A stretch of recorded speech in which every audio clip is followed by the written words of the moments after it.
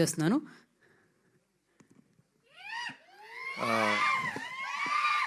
So ఇక్కడ విచ్చేసిన media మిత్రులకి అండ్ పెద్దలందరికీ మల్లన్న గారికి అండ్ రాజ్ కందుకూరి గారికి and to every one thank you so much.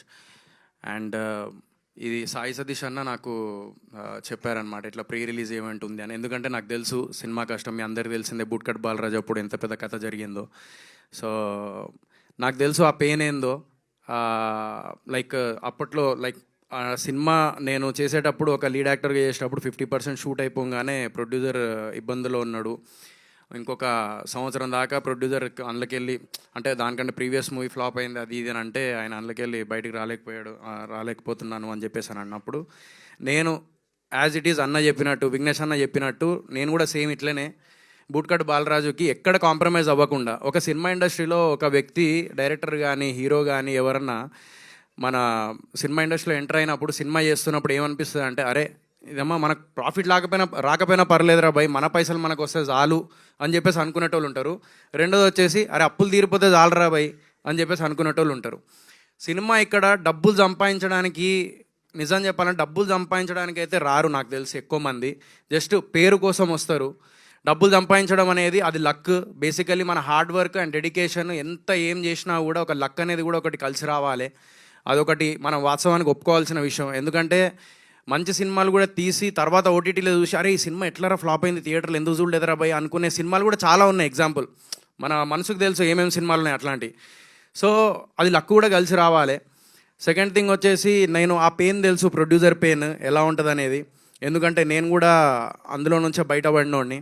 So నేను అప్పుడు ఒకటే అనుకున్నా, మా డాడీతో ఒకటే అన్నా, నాన్న పైసలు ఉన్నాయి ఇంట్లో అంటే 43 లక్షలు ఉన్నాయిరా అంటే సరే అని చెప్పేసి మరి ఏం సినిమా పెడదాం అనుకుంటున్నా అంటే మరి తర్వాత ఏందిరా అంటే నీ ఇష్టం, నువ్వు తీసుకెళ్ళి పెట్టమంటే పెడతా అంటే ఒకటే అన్నాడు, నీ కాన్ఫిడెంట్ ఉంటే చాలు అని చెప్పేసి అన్నాడు. నా కాన్ఫిడెంట్ ఉంది అని అన్నా. సో మన మీద మనకు నమ్మకం లేకపోతే ఎట్లా అని చెప్పేసి పెట్టేసిన. సరే లాస్ అయినాము, సగం డబ్బులు వచ్చినాయి, సగం డబ్బులు రాలేదు, లాస్ అయినా నాకు తెలుసు అవమానంగా కూడా ఫీల్ అయిపోయినా నేను ఆ టైంలో లైక్ ట్రోల్స్ వల్ల అదంతా. బట్ డెఫినెట్లీ ఎంత సినిమా ఇండస్ట్రీలో మేము వచ్చినా కూడా మళ్ళీ ఇది ఒక డ్రగ్ ఎడిక్ట్ లాంటిది. దీని అమ్మ జీవితం ఒక్కసారి పట్టుకుంటే మనం వదలలేమన్నమాట. ఇప్పుడు మొండిగా అంటే ఎప్పుడైనా కానీ లెసన్స్ అనేటివి నేర్చుకుంటూ ఉంటాం సినిమా ఇండస్ట్రీలో. సో ఎవరైనా కూడా హిట్ కొట్టాలనే తీస్తారు సినిమా. ఎవరైనా కూడా కష్టపడి అరే హిట్ కొట్టాలరా భయ్ అని చెప్పేసి కష్టపడి తీస్తారు. ఆ కష్టానికి మన చిన్న స్థాయి నుంచి ఒక్కొక్క మెట్టు ఎదుగుతూ ఉండే లైక్ వ్యక్తులు చాలామంది ఉంటారు ఇండస్ట్రీలో. లైక్ ఇప్పుడు విఘ్నేష్ అన్న కానీ లేకపోతే ఈ హోల్ టీమ్ కానీ అందరు కొత్త వాళ్ళే. ఈవెన్ హ్యాండిక్యాప్డ్ అయినా కూడా మన మార్కండ్ గారు మ్యూజిక్ అయితే ఇరగదీసిర్రు. సో మెంటల్లీ ఆయన అయితే హ్యాండిక్యాప్డ్గా అక్కడ మ్యూజిక్ చూస్తే అర్థమవుతుంది. సో ఇంతమంది టాలెంటెడ్ ఉన్నప్పుడు ఏంటంటే వాళ్ళ కష్టాన్ని గుర్తించి ఒక్క 200 రూపాయలు పెట్టి వాళ్ళ థియేటర్కి వెళ్ళి చూస్తే వాళ్ళ అప్పులైనా కూడా లేకపోతే రేపటి రోజున అరే నీ సినిమా ఒక 10 మంది చూసిర్రా అని చెప్పేసి, మా సినిమా 10 మంది చూసిర్రా అని చెప్పేసి చెప్పుకోనికన్నా ఒక ధైర్యం ఉంటుంది, ఇండస్ట్రీలో ఉండాలని చెప్పేసి అనిపిస్తుంది. ఎందుకంటే ఏదో నిజం చెప్తున్నా, ఈ ఇండస్ట్రీలో మాత్రం చాలామంది నాకు తెలిసి 100 సినిమాలు రిలీజ్ అయితే అందులో గట్టి కొడితే ఒక 5 to 10 సినిమాలు హిట్ అవుతాయి. మిగతా 90 మొత్తం చాలామంది ప్రొడ్యూసర్స్ లాస్లో ఉంటారు. అయినా కూడా సినిమా తీస్తారు. ఓన్లీ కేవలం ఏదో ఒక రోజు కొడతాం కదా అని. జస్ట్ సినిమా తీసేది ఏదో లైక్ డబ్బులు సంపాదించడానికి లేకపోతే ఏదో అని పక్కన పెడితే ఓ 10 మంది ముందు మన సినిమా గుర్తింపు రావాలి అని తీసేటోళ్ళు కూడా చాలామంది ఉంటారు.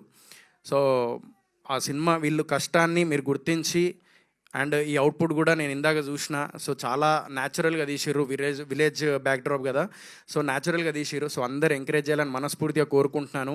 సో చిన్న సినిమాలు పెద్ద సినిమాలు అని కాదు, సో సినిమాల్ని బతికించండి, కొత్త ప్రొడ్యూసర్స్ని బతికించండి. Directors, producers and hero actors ఎంతోమంది కొత్త వాళ్ళు ఇంకా ముందుకు రావాలని మనస్ఫూర్తిగా కోరుకుంటున్నాను. మీలో ఒకరు పుట్టాలి, అలా ముందుకు ఇంకా రావాలి అంటే మీరు ఇలాంటి సినిమాలు చూసి ఎంకరేజ్ చేయాలని మనస్ఫూర్తిగా కోరుకుంటున్నాను. And all the very best whole team, hero గారికి అండ్ హీరోయిన్ గారికి అండ్ విఘ్నేష్ గారికి all the best and thank you. కథ వేరుంటుంది. Thank you. Yeah, thank you so much. కాకపోతే యాక్చువల్లీ సోహెల్ టీమ్ ఫ్రెండ్స్ కొంతమంది ఒక్కసారి తీన్మార్ మల్లన్న గారిని వేదిక మీద ఒక్క సెకండ్ ఉండవలసిందిగా కోరుకున్నా. ఒక బాబుకి మెడికల్ ఎమర్జెన్సీ ఉంటే వీళ్ళందరూ కలిసి